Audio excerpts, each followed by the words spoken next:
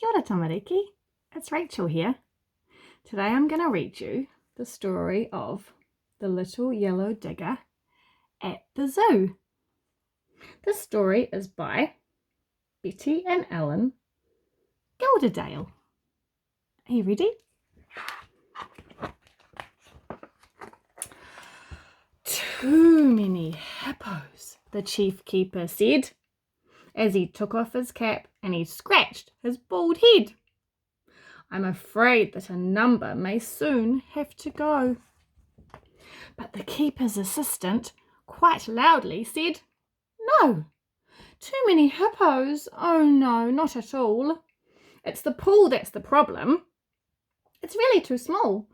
All that we need is to get in a digger to come and to dig and to make the hole bigger. The little yellow digger arrived the next day, and the keepers then took all the hippos away. They were taken along to the sea lion's pool. It was rather a squash, but it kept them all cool. Then the hippo's pool was drained quite dry, and the water sunk with a glug and a sigh. The little yellow digger was really quite small, but it started at once to break down the wall. And it worked very hard with a clatter, thump, thud, to dig very deeply down into the mud. So clever. The digger dug deep and the digger dug wide, till the hole grew so big that it vanished inside. Then up from below came a worrying shout. We're stuck in the mud here. Can you get us out? But the keeper said crossly, I very much doubt we can find a big digger to haul you both out. There's not enough room around the edge of the pool for a digger that's bigger to give you a pull. Oh no, what are they going to do? But a clever young girl who was standing nearby shouted, How about letting an elephant try? And the keeper replied, That's a splendid idea. Send for the elephant. We need it here. So the elephant came with a thumpity thump. It was flapping its ears and swinging its trunk. Then they harnessed it up and they threw a rope down to the driver who caught it and wound it around. He made loops and some knots that he pulled very tight. That's done it, he shouted. We'll soon be all right. What a clever elephant. Then the elephant gave a strong tug and a pull, and slowly from out of the wide empty pool the digger appeared. But what very bad luck. What happened?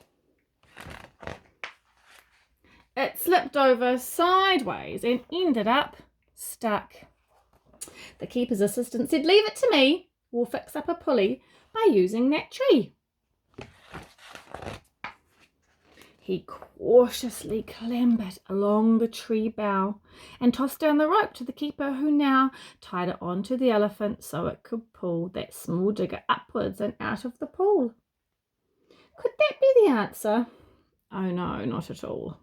The digger was swinging. It seemed it would fall. It was swaying and dangling high up in the air. It's no good, they all cried. It just can't be left there. Oh dear, there's a duck on it. Can you see the duck?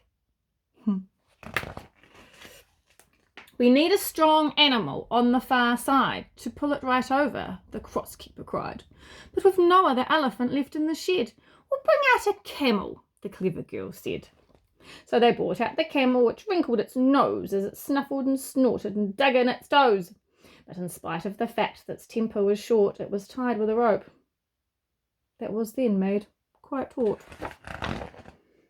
Now pull, yelled the keeper. He shouted, Heave ho! And the camel was gently persuaded to go. It tugged on the rope, but the digger still hung over the hole where it teetered and swung.